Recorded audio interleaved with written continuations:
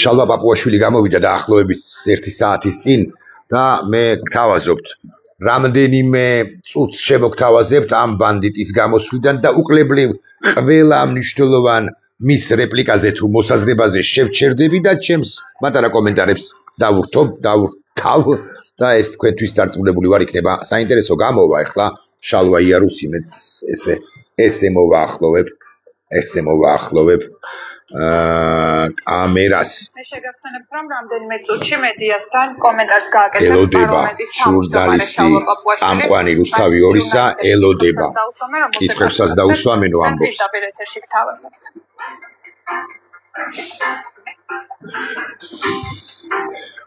საოცარ რაღაცებს იტყვის და მე პირველ რიგში დავიწყებ იმის აღნიშნით რომ უკვე 19 დღეა ბრიუსელი უარს ამბობს დაგმოს 4 ოქტომბერს საქართველოს პრეზიდენტის სასახლეზე განხორციელებული ძალადობრივი შტურმი ბრიუსელი უარს ამბობს დაგმოს 19 დღეა უარს ამბობს დაგმობაზე პრეზიდენტის სასახლის შტურმისა. შალვა პაპუაშვილს უნდა ჰკითხოს ადამიანმა თქვენი აზრით, რატომ ამბობს უარს ბრიუსელი და მე გეტყვით რატომ ამბობს. შალვა პაპუაშვილი არ გაგიმხელთ. შალვა პაპუაშვილმა არ იცის კი არა უნდა გავაგებინოთ მას და მთლიანად ქართული ოცნების ბანდა ხელისუფლებას რომ ბრიუსელი თავად შალვა პაპუაშვილს არ ცნობს და აქედან გამომდინარე რომც არ მოსწონდეს და რა საკვირველია ბრიუსელს არ მოსწონს. ძალადობრივი შტურმი პრეზიდენტად წოდებულის ადმინისტრაციაზე რა საკვირველი არ მოსწონს ბრიუსელი არც ერთ შემთხვევაში არ გაუგორებს ამათ კოჭს ამათ თავად მოძალადეებს და თუ ასე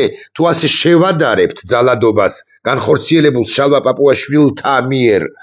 საქართველოს სახელმწიფოზე და იმ რამდენიმე ასეული პირის ძალადობას ბჭყალებში ოღონდ პრეზიდენტის ადმინისტრაციაზე, ოკეი, ძალადობას თუ გნებავთ ბჭყალების გარეშე, ანუ ღობის ჩამოღებას და შესვლის მცდელობას პრეზიდენტად წოდებულის ადმინისტრაციაში, იმ შენობაში ათონელზე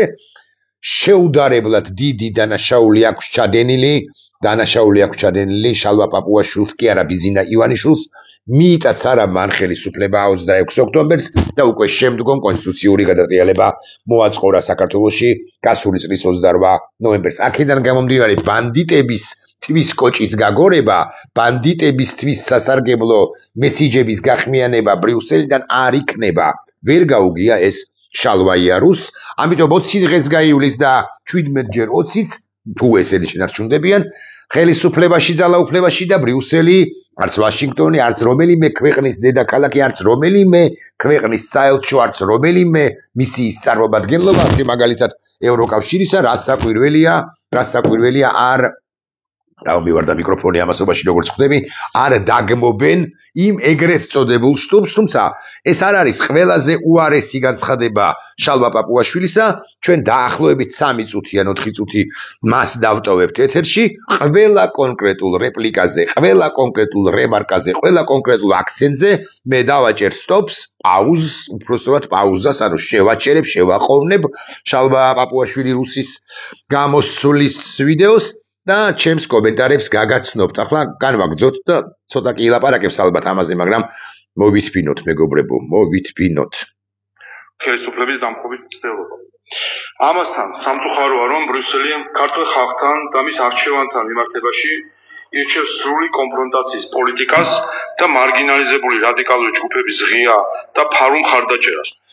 ესე იგი ბრიუსელი ირჩევს კონფრონტაციულ პოლიტიკას და მარგინალიზირებული, ოღონდ ვინ მოახდინა მარგინალიზაცია, საერთოდ მომხდარია თუ არა მარგინალიზაცია რადიკალური ჯგუფებისა და თუ მოახდინა ვინ მოახდინა ეს მარგინალიზაცია, ის რომ შალვა პაპუაშვილი რომელიმე ათეულს, ასეულს, 1000-ეულს ან 10000-ეულს უწოდებს მარგინალურ ჯგუფს, ეს ჯერაც არ არის ჭეშმარიტება, ეს ვერსიაც არ არის, ეს არის ტყუილი, არავინ მარგინალიზირებული არ არის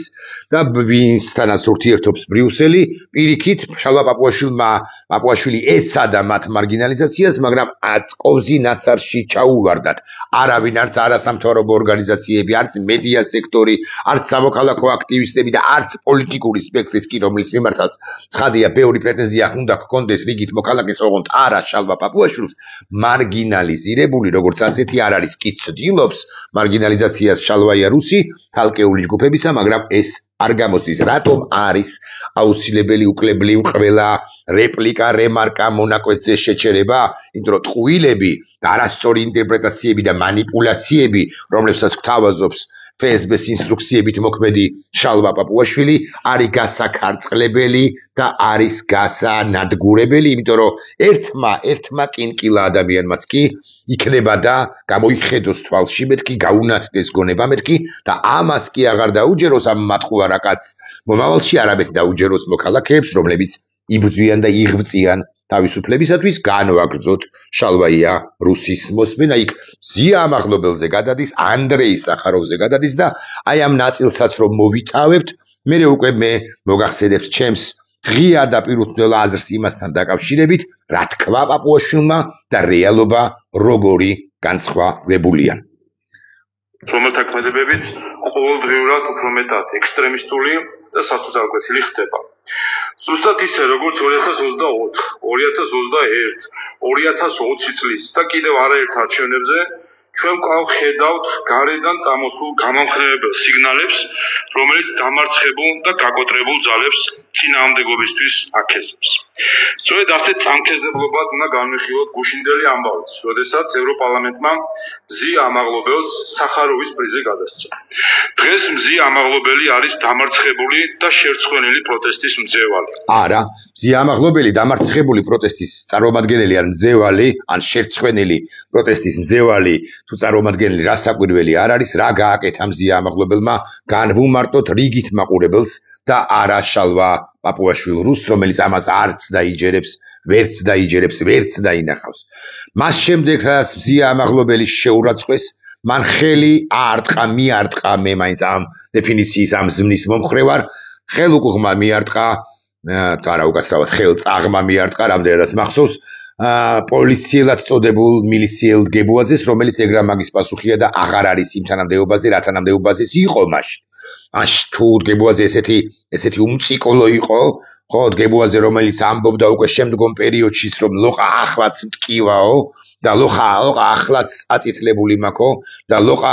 ლოყის ტკივილს არ გაუვლიაო, მაშინ რატომ გაანთავისუფლეს ეს გებუაძე იმ თანამდებობიდან, რომელზეც იყო. მიარტყა, მაგრამ მისი სახით, ჩემი შეფასებით, მისი სახით მიარტყა მან სისტემას და ეს გებუაძე კონკრეტულად, ანუ სისტემის წარმომადგენელი მას მზია ამაღლობელს შეურაცხყოფას აყენებდა. ეს იყო პროტესტი, არა კონკრეტულად, არა მხოლოდ, თუ გნებავთ ასე ვიტყვი, ერთი კონკრეტული პიროვნების მიმართ თუ წინააღმდეგ, ეს იყო პროტესტი იმ სისტემის წინააღმდეგ, რომელსაც წარმოადგენდა და წარმოადგენს გებუაძე იმ შემთხვევაში, პაპუაშვილი ამ შემთხვევაში, სხვა შემთხვევაში რომელიმე სხვა ბანდიტი, დაბალჩინოსანი, მაღალჩინოსანი, პოლიტიკურ თანამდებობაზე მყოფი არაფორმალი ბიზინა ივანიშვილია, არაფორმალი რასაკვირველია, გარკვეული გავლენი ჯგუფები, კორუმპირებულები, აგე ღარიბაშვილიც რასაკვირველია, მისარტყმელი იყო იმის გამო, რომ თურმე ის ამდენ ფულს ჭამდა და ამდენ ამგვარ მაქინაციებში იყო გახვეული, არ უნდა მიარტყა, უნდა მიარტყა სისტემამაც, რაოცა სისტემა არ არტყავს მას, არ სჯის მას და არ პასუხობს მას სათანადოდ, გასაკვირველია საზოგადოების ცალკეული პირები პროტესტის ნიშნად ამგვარ მეთოდებს მიმართავენ. ამის მიუხედავად მზია ამაღლობელის დასჯა სამართლებრივი ადმინისტრაციული წესით რასაკვირველია შეიძლებოდა 1000, 1200, 800, 880 ლარი შეგეძლო დაგეგმებინა, მაგრამ ამ სისტემამ დაიწყო შეგნებული დასჯა, შეგნებული სისხლის სამართლებრივი დევნა მზია ამაღლობელისა, რომელიც უდრეკად იდგა საკუთარ სასამართლო პროცესზე და მე მის წერილსაც გაგაცნობთ ამ კონტექსტში გამოქვეყნებულს, როდესაც მიიღო სახაროვის პრემია და სახაროვის პრემიაზე გადადის სწორედ შალვაია რუსი და მზია ამაღლობელი გახდა სიმბოლო ჩვენი წინააღმდეგობისა, მან სრულიად მასწია თამასა, ამან გვაჩვენა უდრეკობის თვა, უდრეკობის მაგალითია თავადაც მზია და მასზე იღებს ორიენტაციას უკლებრივი ყველა ახლად დაჭერილი, ასე ვიტყვი, ან ძველად შედარებით ძველად დაჭერილი პატიმარი, ყველანი პოლიტიკური პატიმრები არიან, რასაკვირველია სინდისის პატიმრები არიან, მაგრამ მათ შორის არც მიწყენს არც ერთი მათგანი გამორჩეული პატიმარი არის, სწორედაც რომ მზია რამდენადაც მან მიიღო ის პრიზი, რომელიც მიიღო, რომელზეც მე ვილაპარაკებ, მაგრამ ჯერ კვლავ მოусვინოთ შალვა პაპუაშვილ რუსს, რომელსაც მოეთხოვება შეესაბამებოდეს ეს ევროკავშირზეა. გმირის ცრუ ხატს. ადამიანის და მისი ბედის მიმართ ასეთი დამოკიდებულება მართლაც სავალალოა. უფრო ზოგადად რომ შევხედოთ, ჩვენ ამ პრიზით კიდევ ერთხელ დაგვანახეს, რომ ჩვენსას არც სახელმწიფოს, არც სუვერენიტეტს, არც დემოკრატიას და არც მის წესრიგს პატივს არსებობს. წესრიგი ამ ქვეყანაში არ არის, იმიტომ რომ ეს არის ქოცისტანის წესრიგი. სუვერენიტეტი ამ ქვეყანაში არ არის, იმიტომ რომ ზურა აბაშიძე უფროსმა და არა მხოლოდ მან, არამედ მთლიანად პრორუსულმა ქართულმა ხელისუფლებამ ბიზინა ივანიშვილის თავკაცობით, რაც საკვირველია, სუვერენიტეტი და საგარეო პოლიტიკა მთლიანად გადააბარა მოსკოვს და ესეც ტყუილია და შესაბამისად რაღაცა კვლელ რუსეთს გადააბარეს ამათმა მათ შორის საგარეო და საშინაო პოლიტიკაც. მე ასე ვიტყოდი, შესაბამისად ევროკავშირისაგან ისინი კონკრეტულად ისინი და არა ქართველი ხალხი პატივისცემას არ იმსახურებენ და სწორია ბჭყალებში და საკვირველი ოღონდ სხვა ინტერპრეტაციით წარმოგვიდგენს ამას შალვა პაპუაშვილი რუსი, დიახ ბრიუსელი არ სცემს პატივს ამათ და არა ქართულ სახელმწიფოს, რომელიც ევროპის სადარაჯოზე და ევროპისათვის იბრძოდა მართლაც და არ იბრძოდა იმისათვის, ქართული საზოგადოება, ქართული სახელმწიფო, საქართველოს როგორც სულისკვეთების ქვეყანა არ იბრძოდა არასოდეს იმისთვის, რომ შალვა პაპუაშვილი უვიცი ყოფილიყო პარლამენტის თავმჯდომარედ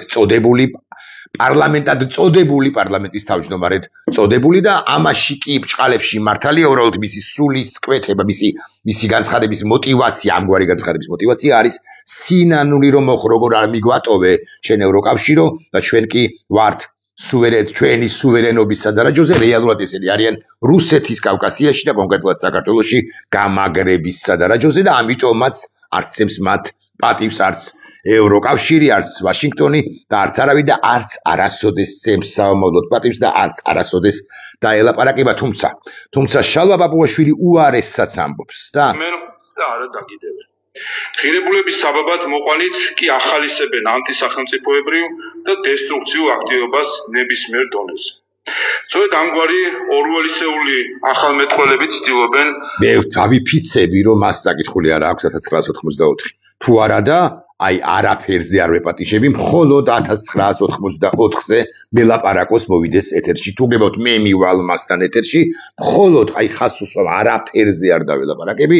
მხოლოდ დავილაპარაკოთ ორველზე, ვილაპარაკოთ ამ კონკრეტულ ნაწარმოებზე, ან ნებისმიერ ამგვარ ან კონკრეტულად ამ ავტორის ნაწარმოებზე, მარტო ამაზე ვილაპარაკოთ. მე დავიფიცები, რომ ამას გაგონილი მაინც აქვს, მაგრამ აი ირაკლი ზარქუას თუ ბევრს 89 ბანდიტიდან, რომელიც პარლამენტში მოკალათებულა, მათგან უმრავლესობას 99-ის უმრავლესობა არის 46 დეპუტატი, 45 დეპუტატს არც კი გაუგია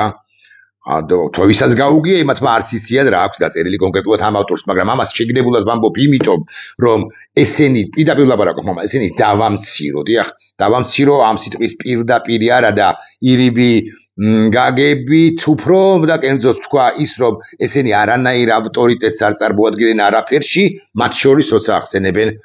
ახსენებენ ორველს ან ნებისმიერ სხვა დიდ თუ რა მნიშვნელობა აქვს წერალს ვეფხის ყაოსანი ახსენა ერთმა და ვეფხვის ყაოსანიო ისიც კი წასცდა, მე მგონი მართლა არის ის, რომ თანხმოვანი ვ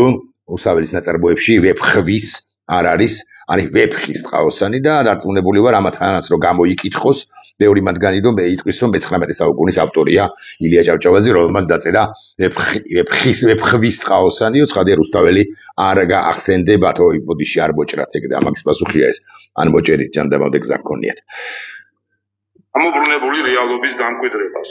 როდესაც ევროპარლამენტის ხელით ქვეყანაზე მოძალადეს გმირად აცხადებენ, ხოლო ქვეყნის პატრიოტს მტრად.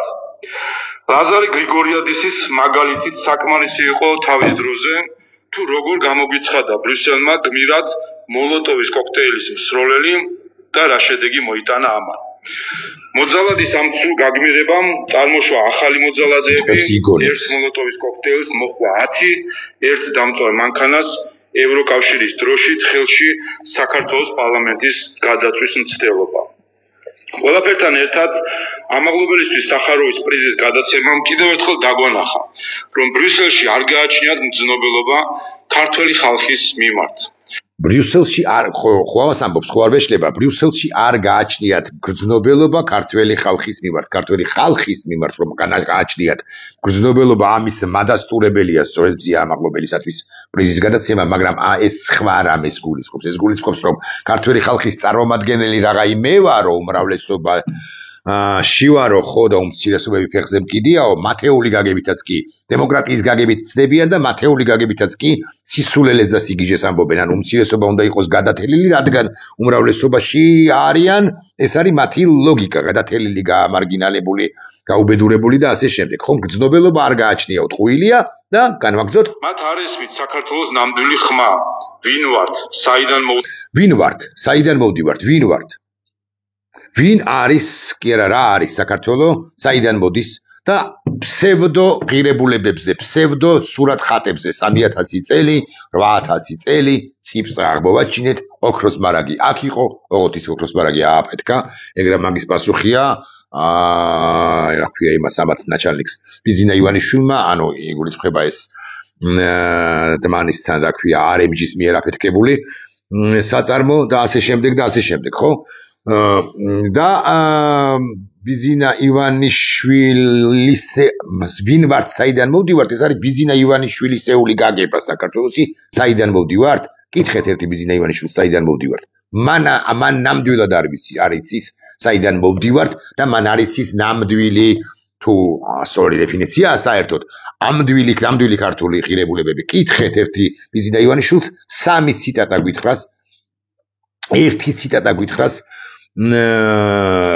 ვეფხისტყაოსნიდან, სამი ციტატა არა, სამი ციტატა გითხრას ვეფხისტყაოსნიდან და ერთი დავით გურამიშვილიდან. ასე მაგალითად მე-19 საუკუნეზე აღარ ვლაპარაკობ ან ჰაგიოგრაფიულ ნაწარმოებებზე. შალვა პაპუაშვილმა თქვენ გონია იცით, იცის, არ იცის, რა საკვირველია, განვაგრძოთ. ვივართ, რა გვაწუხებს და რა გვახარებს.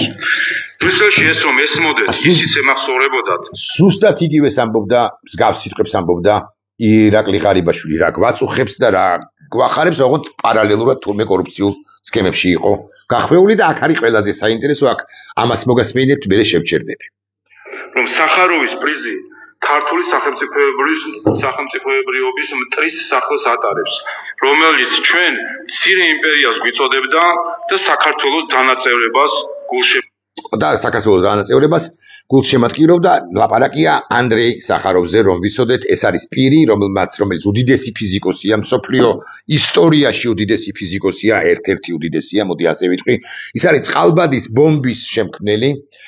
ის არის ნობელიანტი 1975 წელს, თუ არ ვცდები, შესაძლოა მეშლება, მან მიიღო ნობელის პრემია, ოღონდ ეს ძალიან მნიშვნელოვანია, ესე იგი როდიში ჩავხედავ სუსტად 100-ია თუ არა. 1900 ხო, მოკლედ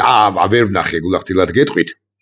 აღარ მახსოვს, ხო, მოკლედ და ის არის ნობელიანტი, ის არის ფიზიკოსი. ამავდროულად ის არის ადამიანის უფლებათა დამცველი ნობელიანტი კაცი. ამავდროულად ის არის კაცი, რომელმაც პოლიტიკოსობას სცადა და მე არ უარყოფ იმას, რომ ანდრეი სახაროვმა დაუშვა შეცდომა მაშინ, როდესაც მან თქვა, რომ საქართველო არის პატარა იმპერია, ოღონდ ეს სიტყვები მან წარმოთქვა არა როგორც ფიზიკოსმა, დიდმა ფიზიკოსმა, წყალბადის ბომბის შემქმნელმა, არც როგორც ადამიანის უფლებათა დამცველმა, არამედ წარმოთქვა ეს სიტყვები 1989 წელს გარდაცვალებამდე ცოტა ხნით ადრე და წარმოთქვა როგორც პოლიტიკოსობის მცდელობა, პოლიტიკოსობა რომ უნდოდა იმ პირმა და აქვე გეტყვით, რომ ეს პროექტი მას დაწერილი ქონდა, ეგრა მაგის პასუხია საბჭოთა კავშირის ახალი კონსტიტუცია, რომლის მიხედვითაც უკლებლივ ყველა სახელმწიფო კი არა, ეროვნული ეთნიკური წარმონაქმნი უნდა განთავისუფლებულიყო იმ რესპუბლიკებიდან, რომლებშიც ისინი იყვნენ, აფხაზები უნდა გამოსულიყვნენ საქართველოსთან დამოუკიდებლად იმისა, უმრავლესობას შეადგენდნენ თუ არა, ოსები უნდა გამოსულიყვნენ სამხრეთ ოსეთელები საქართველოსთან დამოუკიდებლად იმისა, უმრავლესობას შეადგენდნენ თუ არა, ეს იყო ტყუილი და ეს იყო სიგიჟე და ეს იყო არასწორი. მე აქვე ვადასტურებ ამას და ასევე რუსეთის უნდა დაშლილიყო მარტივ მამრავლებლად ეროვნებების მიხედვით და ამ კონტექსტში უწოდა საქართველოს მალაია იმპერია, პატარა იმპერია, მცირე იმპერია, რაც იყო შეცდომა. ეს კონსტიტუცია ცხადი არც გავიდა 89 წელს შესთავაზა მან საბჭოთა კავშირის უმაღლეს ხელისუფლებას, არც გავიდა და ვერც გავიდოდა, იმიტომ რომ ეს კონსტიტუცია, მისი ეს ბოდვები პირდაპირ ვილაპარაკოთ, იყო უტოპიური, არასწორი. ხაზგასმით ვამბობ, ოღონდ მე ამ შემთხვევაშიც პაპუაშვილს დასაკვირველია არ ვეთანხმები და რატო არ ვეთანხმები, მაყურებელს განვუმარტავ, რას შეცდომას, რას შეგნებულ შეცდომას უშვებს შალვაია რუსი პაპუაშვილი, ეს იყო შეცდომა ვადასტურებ განა არა, მაგრამ ამავდროულად ჩვენ ყურადღება უნდა გავამახვილოთ სხვა რამეზეც. ჩვენ უნდა გავამახვილოთ ყურადღება იმაზეც, რომ პრიზი, რომელიც გადასცეს სახაროვის პრემია, ეს არის აზრის თავისუფლებისათვის შექმნილი 1988 წელს სახაროვის გარდაცვალებამდე 1 წლით ადრე. ეს არის რუსი მეცნიერისა და დისიდენტის, ანუ არა პოლიტიკოსის, არამედ მეცნიერისა და დისიდენტის ანდრეი სახაროვის პატივსაცემად შექმნილი პრიზი ევროკავშირისა და შემდგომ ევროპარლამენტის საზოგადოებასთან ურთიერთობის ერთ-ერთი მთავარი ინსტრუმენტი ყველა იმ ქვეყანაში, რომელშიც ადამიანის უფლებები, როგორც ასეთი, სიტყვის თავისუფლება, როგორც ასეთი, ირღვევა. ამ ჯილდოს მიზანი არის დააჯილდოოს ადამიანები, ჯგუფები ან ორგანიზაციები, რომლებიც თავზაუზოგავად იბრძვიან ადამიანის უფლებების დაცვისა და აზრის თავისუფლებისათვის მთელ მსოფლიოში. ანუ არაპოლიტიკური პროექტების შედგენისათვის სახაროვს საკითხით აქვს დაშვებული შეცდომა, როგორც პოლიტიკოსობის სურველს დაშვებული აქვს შეცდომა საერთოდ ახალი კონსტიტუციის შექმნის საბჭოთა კავშირისა და მათ შორის საქართველოსთვის პატარა იმპერიის წოდებით და მანიპულირებს შალვა პაპუაშვილი, როდესაც ყურადღებას ამახვილებს შალვა ანდრეი სახაროვზე როგორც პოლიტიკოსზე, ეს პრიზი არ არის დაწესებული ანდრეი სახაროვის სახელს არ ატარებს როგორც ანდრეი სახაროვისა როგორც პოლიტიკოსისა. ამასთანავე სახაროვის პრემიის მიზანია მსოფლიო ყურადღება მიიპყროს პოლიტიკური პატიმრების, აქტივისტებისა და ორგანიზაციების მიმართ, რომლებიც იდევნებიან. სახაროვის პრემია სხვადასხვა დროს მიღებული აქვს ნელსონ მანდელას. ანუ პაპუაშვილისეული გააზრებით, ნელსონ მანდელასაც კი არ უნდა მიეღო, ნელსონ მანდელას წარმოიდგინეთ, რა მასშტაბის პირზე ვლაპარაკობ, არ უნდა მიეღო სახაროვის პრიზი. ანუ პირს, რომელიც აპარტეიდთან იბრძოდა, ხო? და ის 88 წელს, სწორედ 88 წელს გახდა სამხრეთ აფრიკის რესპუბლიკის პრეზიდენტი, რამდენი წლიანი პატიმრობის შემდეგ. სახაროვის პრიზი აქვს მიღებული პაკისტანის ადამიანის უფლებათა აქტივისტს მალალა უსუფზაის. ნავალნის, რომელიც მიმართაც დასაკვირველი როგორც პოლიტიკოსის და საჯარო პირის მიმართ არანაირი სიმპათიას არ გამოხატავ ყოველ შემთხვევაში საქართველოსთან მიმართებაში, თუმცა ალექსეი ნავალნიმ უარყო ის სიტყვები, გაემიჯნა იმ სიტყვებს და თქვა, რომ არასწორი ვთქვიო საქართველოსთან მიმართებაში, რაც ვთქვიო, რომელიც 22 წელს აქვს მიღებული. ასევე ჯინა მახსა ამინს, რომელიც 22 წლის ირანელი ქალია და რომელიც ირანის ნეობის პოლიციის მიერ მისი დაკავების შემდეგ 2023 წელს გარდაიცვალა. 25 წლის ლაურეატების დაჯილდოების ცერემონია გაიმართება სტრასბურგში დეკემბრის თვეში და ლაურეატებისთვის დაწესებული ჯილდოა 50,000, მაგრამ ეს არ არის ეხა მნიშვნელოვანი. მნიშვნელოვანი კვლავ ვიმეორებ არის ის, რომ ანდრეი სახაროვი როგორც პოლიტიკოსი ისი არ იდენტიფიცირდება ევროკავშირისთვის. ანდრეი სახაროვი გაგიკვირდება და როგორც უზარმაზარი მასშტაბის ფიზიკოსი არც ასე იდენტიფიცირდება ევროკავშირისთვის და ცივილიზებული სამყაროსთვის. ანდრეი სახაროვი იდენტიფიცირდება როგორც ადამიანის უფლებათა დამცველი, ამიტომაც არის ნობელის პრემიის ლაურეატი, თუ გნებავთ გადავამოწმებ, ამაში აქვს თუ არა მიღებული, მაგრამ მაინც და აგრეთვე როგორც სიტყვის თავისუფლების მცველი, ბოდიში ვიხდი გადავამოწმოთ მაინც, რომ მე არ მომივიდეს შეცდომა რაში აქვს მიღებული ანდრეი სახაროვს ნობელის პრემია. ესე იგი, საბჭოთა ფიზიკოსი დისიდენტი ადამიანის უფლებათა და 75 მშვიდობის დარგში, დიახ, 75 წელს არ შემშლია და კარგია რომ არ შემშლია, 75 წელს მან მშვიდობის დარგში, მშვიდობის დაცვის დარგში მიიღო ნობელის პრემია. და ნობელიანტ ანდრეი სახაროვს ურტყავს ასე გამეტებით შალვაია რუსი პაპუაშვილი. ახლა მე ამ ყველაფერს ვამბობ იმიტომაც, რომ თქვენ აგიხსნათ, მანიპულირებს შალვა პაპუაშვილი, როდესაც ანდრეი სახაროვს ლაპარაკობს სიმართლეს თითქოს და ნამდვილად რომ მან მალაია იმპერია უწოდა საქართველოს და არ უყვია ეს ხაზგასმით მინდა ვთქვა იმიტომ რომ ვრცელდება ინტერნეტში მოსაზრება რომ სახაროვმა და მისმა მეუღლემ ელენა ბონერმა უარყვეს სახაროვის მიერ თქმული 89 წელს ვერც უარყოფდა იმ 89 წელს გარდაიცვალა და მალევე გარდაიცვალა ამ სიტყვების წარმოთქმიდან ანუ დროც არ იყო მეთქი ასე ვიტყვი მაგრამ ჩვენ ვსაუბრობთ უზარმაზარი მასშტაბის ფიზიკოსზე და არანაკლები მასშტაბის ადამიანის უფლებათა დამცველზე ხოლო შეცდომა ვის არ მოსვლია მეთქი ასე ვიტყვი საქართველოსთან მიმართებაშიც ვის არ მოსვლია საერთაშორისო სოფლიო თანამეგობრობის ცალკეულ იმ წარმომადგენლებს რომლებიც ჩემი მოსაზრებით სახაროვზე მეტად ცოდვილნი არიან საქართველოს შეფასებისას მაგრამ ასევე თუნთლად გულახდილები ვიქნებით სახაროვზე ბევრად ცოდვილია მალაია იმპერია რომ უწოდა საქართველოს იმაზე ბევრად ცოდვილია ბიზინა ივანიშვილი რომელსაც ბიზინა ივანიშვილი და მის ფრთებქვეშ მოქცეული პირები რომლებიც მაკაცობენ უკვე მაკაცობენ გავრილოვებთან ლავროვებთან პუტინებთან დუგინებთან და ასე შემდეგ და ის რომ დუგინთან ზმაკაცობ პირდაპირ თუ ირიბად ეს გაცილებით დიდი დანაშაულია პოლიტიკურ ჭრილში ან ფართო გაგებით პოლიტიკურ ჭრილში ვიდრე სახაროვის ერთი თუნდაც მცდარი ფრაზა თემაზე საქართველო უნდა იყოს საქართველო არის მალაია იმპერია და საქართველო უნდა დაიშალოს სხვა კონტექსტში წარმოთქვა სახაროვმა ეს მცდარი აზრი აქვე ვილაპარაკოთ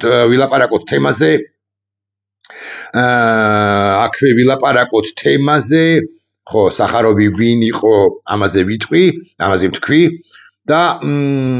ვილაპარაკოთ თემაზე პროტესტი რატო გადაფსიხდა გუშინ შალვა პაპუაშვილს აღარ მიუბრუნდეთ რატო გადაფსიხდა გუშინ შალვა პაპუაშვილის ხელისუფლება და რატო დაიკავა 20 25 30 დემონსტრანტი რუსთაველის გამზირზე რომლებიც არაფერს არ არღვევდნენ იმიტომ რომ აი ამან მზია ამაღლობელის მიერ ესოდერ სერიოზული პრიზის მიღებამ გადააფსიხა შალვა პაპუაშვილი კი არა ბიზინა ივანიშვილი და მან თქვა აღკვეთეთ როგორც გინდათ და რანაირადაც გინდათ მაგრამ გუშინაც კი და მეცაც გეტყვით გუშინ უფრო საქართველოს დე-ფაქტო ხელისუფლება დამარცხდა ქართულ საზოგადოებასთან და იმისათვის რომ მე ვიყო პირნათელი ამ კაცის წინაშეც ჩემი მეგობრის წინაშე ვისაც ახლა დავასახელებ ეს არის თენგიზ აბლოთია ჟურნალისტი მე მის პოსტს წაგიკითხავთ გამოთქმით მოდი ასე ვიტყვი და ის საუკეთესოდ ხსნის რატომ არის დამარცხებული საქართველოს დე-ფაქტო ხელისუფლება გუშინ იყო ძალიან საინტერესო საღამო ამბობს თენგო რომელმაც გარკვეულწილად აჩვენა პროტესტის მომავალი კონტურები მე ვეთანხმები მას პირველ რიგში ხოცობა ვერანაირად ვერ ჩაათვლის იმას რომ გზა არ გადაიკეტა თავის გამარჯვებად დიახ კობახიძე ამბობს რომ ეს გამარჯვებაა კობახიძე უბრალოდ ჩავიკითხავ ბარებ კობახიძის სიტყვებს კობახიძე ამბობს რომ თქვენ ნახეთ რომ გუშინ პირველად ვერ მოახერხეს რადიკალებმა რუსთაველის გამზირის გადაკეთება რაც იყო ახალი კანონის მიზანიო ხედავთ რომ კანონი მუშაობს და უკვე ეფექტურად კანონი ვერ მუშაობს იმიტომ რომ რადიკალებს ეგრეთ წოდებულს ანუ დემონსტრანტებს შესაძლებლობისთანავე ისინი გადაკეტავენ მიეცემათ თუ არა შესაძლებლობა ისინი გადაკეტავენ რუსთაველის გამზირს მაგრამ ახლა განვაგრძოთ სწორედ რომ თენგო აბლოთიას სტატუსის ჩაკითხვა არავის არ ეპარებოდა ეჭვი რომ მათ შეეძლოთ ძალით აღკვეთა თუმცა სწორედ ამიტომ ესე იგი რომ გზა არ გადაიკეტა პირველ რიგში ხოცობა ვერანაირად თვლის იმას რომ გზა არ გადაიკეტა თავის გამარჯვებად არავის არ შეეპარებოდა ეჭვი რომ მათ შეუძლიათ ძალით აღკვეთა თუმცა სწორედ ამიტომ ხოცობის მიზანი სხვა იყო აქცია რუსთაველზე ჯარიმების და ციხის შიშით თავისით უნდა შეწყდეს დიახ კოცებს უნდათ რომ თავისით შეწყდეს და თუ ძალას გამოიყენებენ და 2880 პოლიციელს მოგასცემენ ბუნებრივია რომ ისინი გზას არ გადაგაკეტინებენ მაგრამ კადრი ერთი სურათ ხატი ირაკლი ლომოურისა რომელიც ასე ხელჯოხით ხელში ეგრეთ წოდებული ტაბურეტით თუ გადასატანი მობილური სკამით გადის შუა რუსთაველზე გაცილებით დიდი ამბავია ვიდრე 2800 კი არა 7480 პოლიციელი ხელჩაჭიდებული რომელიც იჭერს ახალგაზრდებს და რომელიც აღკვეთს ამგვარი ფორმით აღკვეთს პროტესტს და მერე დაძდევს ყოველ მეოთხეს თუ ყოველ მეორეს პირბადე გიკეთია თუ არა პირბადე ჯიბეში გაქვს თუ არა პირბადე ხომ არ იყიდე სადმე აფთიაქში ამ სიტყვით და რაში გჭირდება ეს პირბადე და მოდი ახლა შენ დაგაჯარიმებ თუ გამოგკითხავ თუ საერთოდაც დაგიჭერო არ ვაგრძოთ თენგოს სტატუსის კითხვა კი გავიდა ამასობაში 30 წუთი ლამის ხოსრობის მიზანი სხვა იყო აქცია რუსთაველზე ჯარიმების და ციხის შიში თავისი უნდა შეწყდეს მაშინ აქვს ამას ფასი თორემ ძალით რომ არაა პრობლემა იგი ისედაც ცხადია გუშინ გამარჯვების ნაცვლად მიიღეს მარცხი ამბობს თენგო გუშინდელი დაუკეტავობა იყო უფრო რეზონანსული და უფრო სტამბეჭდავი ვიდრე ბოლო პერიოდის გადაკეტვები მე ამაში აბსოლუტურად ვეთანხმები რა არის რუსთაველის გამზირი რუსთაველის საათ ნახევრით გადაკეტვის მიზანი რა თქმა უნდა ის არა რომ მაინც და მაინც მანქანება ვერ გაიარონ მიზანია რეზონანსულობა და ხელისუფლების დისკომფორტი გუშინდელი აქცია ბევრად უფრო რეზონანსული და დისკომფორტის შემქმნელი იყო ვიდრე წინა გადაკეტვები გარეთაც შეხედეთ დგანან მომიტინგეები პარლამენტის წინ მათ აკავებს უზარმაზარი პოლიციური რესურსი სულ გადატენილია იქაურობა პოლიციელებით ათობით მანქანა მოკლედ დრაივი ანუ ღევანდელი ენით რო ვილაპარაკოთ ჰაიპი ამ დროს მოძრაობენ რუსთაველზე ავტომობილები და არ წყდება და ეს ნართლაც ასე იყო სოლიდარობის საყვირები სოლიდარობის სიგნალები დროშების ქნება ანუ პროტესტი რომელიც სადღაც თავისთვის იყო მიყუჩებული გადაკეტილ რუსთაველზე უსებ ჩამოვიდა ქვებოთ ხალხში კოცების წყალობით ამის შემხედვარი ხუმრობდიო ამბობს თენგო არაა გამორიცხული რომ ახლა გითხრა რა წადით და გადაკეტეთ გზაო ამათგან არაფერი არის გამორიცხული მართლაც ესაა პროტესტის გაგრძელების ხერხი თუ გადაიკეტა ქუჩა ხო კარგი თუ არა ისევ იქნება 1000 პოლიციელი ქუჩაში გვიან ღამემდე ისევ გამვლელი მანქანების მხრიდან სოლიდარობა ასევე გუშინ ჩვენ დავინახეთ რა იქნება პროტესტის გაგრძელება ფართო გაგებით როგორც მოიქცევიან ისინი ვისაც რეპრესიული მანქანა შეეხება მედია NGO-ების სხვა სფეროების წარმომადგენლები რა თქვა ბერიამ თუ გახსოვთ ამბობს იხსენებს თენგო არ უთქვამს ბერიას არაა პლატფორმა არაა პრობლემა მან თქვა არაა ადამიანი არაა პრობლემა და მე დავამატებ რომ არის ადამიანი ანუ არის მოქალაქე შესაბამისად ამ ხელისუფლებისთვის არის პრობლემა არის ეს მოქალაქეები არცად არ ქრებიან 1000 2000 27 კეტავს 29 უკაცრავად 29 კეტავს მიდის ციხეში ისევ კეტავს მეორე 30 და ასე შემდეგ ადამიანი დარჩა რუსთაველის გამზირზე მოქალაქე დარჩა რუსთაველის გამზირზე კანონ მორჩილი სულაც არ არის ამ მოქალაქეთა აბსოლუტური უმრავლესობა ფსევდო კანონ მორჩილი არც ერთი არ არის ტროტუარზე ვგავართ იმიტომ რომ თავს ვინახავთ ასე ვილაპარაკოთ თავს ვინახავთ იმისთვის რომ ამ ხელისუფლებას უფრო მკვეთრად და უფრო ეფექტურად შევეწინააღმდეგოთ და შეუპირისპირდეთ თუმცა თენგო კიდევ უფრო საინტერესო მოსაზრებას ანვითარებს ვერცხლის წყალივით უნდა ვიყოთ ამ ვიკრძალავენ რუსთაველის დაკეტვას უარეს რაღაცას ვიზამთ დახურავენ პარტიებს ტელევიზიებს NGO-ებს სხვა ფორმატში გადავალთ სხვა კუთხიდან შევაწუხებთ ბიზინა და იმართავს თენგო უკვე იმას რა არ გეხირცება მშვიდი ლუკაშენკობა სისხლს გაგიშნობთ ვირუსი ვართ ყველანაირ პირობებს ჭიდებით ალბათ კორექტურა მაგრამ მაინც მოვადრო არქიპო დადგება არჩევანის წინაშე ან უნდა გამართოს სტალინის და ბაშარ ასადის მასშტაბის რეპრესიები ან დაიხიოს უკან ნახოთ რა არჩევანს გააკეთებს სავარაუდოდ ამ კონდიციამდე მივალთ გაზაფხულ ზაფხულის სეზონზე მადლობა თენგოს მე მინდა გითხრათ რომ ასევე მინდოდა მზია ამაღლობელის ტექსტის სიტყვის ჩაკითხვა მაგრამ მართლა 34 წუთია ერთი ამონარიდი თავარია ის რომ დღეს ამ ბრძოლის ხმა ისმის მხოლოდ ჩემი კოლეგების შეუპოვარი ბრძოლის დამსახურებაა და ამიტომაც ეკუთვნით მათ ეს პრიზი არ ამზია ჩვენს გვეკუთვნის კი მადლობთ მაგრამ ჩვენ სადავართ ოდესაც არის ქვეყანაში მზია ამაღლობელი გთხოვთ გაიტანეთ ამ ბრძოლის ხმა ქვეყნის გარეთ ისე ვისაც როგორ შეგიძლიათ ამას ამბობს მედროშე ჩვენი სინდისი ჩვენი ქვეყნისა მზია ამაღლობელი მე კი გემშვიდობებით მატყუარა შალვა პაპუაშვილი რომელმაც ისე ირნა ანდრეი სახაროვზე როგორც პერსონაზე არა და მცდარ ანდრეი სახაროვს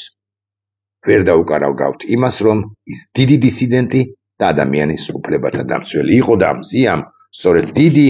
დისიდენტის დიდი ადამიანის უფლებათა დამცველი სახაროვის პრიზი მიიღო და არა შემცდარი სახაროვისა რომელსაც რაც აქვს და თქვა საქართველოსთან ემართებაში კი ვიცით, მაგრამ ის რო არ გამოვიდა და არც გამოვიდოდა, ესეც ფაქტია. ვიბრძოდით მაშინ და ვიბრძოლებთ ახლაც. ნახვამდის.